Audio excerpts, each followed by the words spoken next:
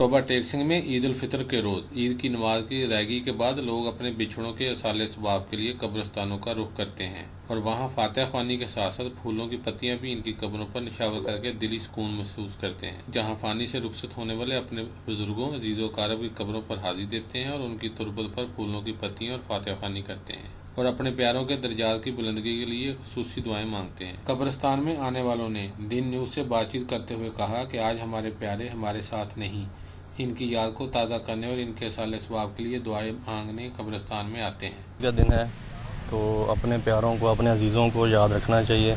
इनको दुआओं की ज़रूरत है और आज का दिन दुआओं की कबूलियत का दिन है।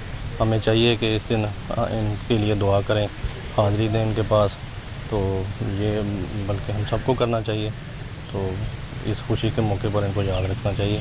वास्ते दुआ मंगने वास्ते अल्लाह ताला इन्हें जन्नत की जगह दे, अल्लाह ताला इनको माफ़ी दे।